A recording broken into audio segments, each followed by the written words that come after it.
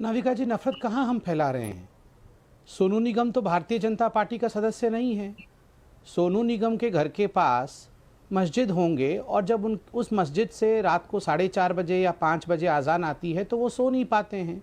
उन्होंने जब इस विषय को रखा तो आपने देखा उनको बाल तक मुंडवाना पड़ा, जिस प्रकार से उनको धमकी दी गई, उनको सिक्योरिटी तक लेना पड़ा। कौन धमका रहा है, कौन डरा रहा है? हिजाब के ऑर्डर को कर्नाटका के हाईकोर्ट के देने के पश्चात दोनों जजों को सुरक्षा मुहैया कराना पड़ा। क्यों? जजों को क्यों धमकाया गया? वो तो जज हैं, वो तो भारतीय जनता पार्टी और आरएसएस के सदस्य नहीं है।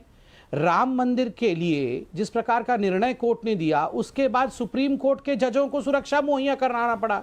आपने कब सुना है कि किसी प्रकार हिंदुओं के खिलाफ कोई जजमेंट देकर किसी जज को हम सुरक्षा दे रहे हैं? तो हम नफरत नहीं फैला रहे हैं। और देखिए, अपने अधिकारों के लिए कॉन्स्टिट्यूशनल तरीके से आवाज़ उठाने में कोई बुराई नहीं है।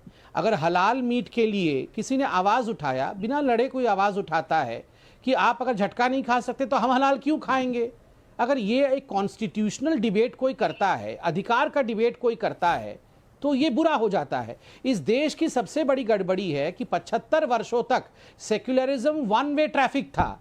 मतलब सबको हलाल खाना पड़ेगा, सबको इफ्तार मनाना पड़ेगा, हिजाब पहन के हम स्कूल जा सकते हैं, मगर वही अधिकार बाकियों के लिए नहीं होता था। मगर अब बाकियों ने धीरे धीरे थोड़ा सा बोलना शुरू किया है, आस्ते आस्ते, कि अरे ऐसा नहीं चलेगा, ये नहीं हो सकता, यूनिफॉर्म में तब्दीली नहीं हो सकता है, थोड़ा माइक का वॉल्यूम कम कर दो। तो उसमें सबको इतनी आपत्ति हो रही है, क्यों हो रही है? हम लड़ाई नहीं कर रहे हैं, डिबेट कर रहे हैं।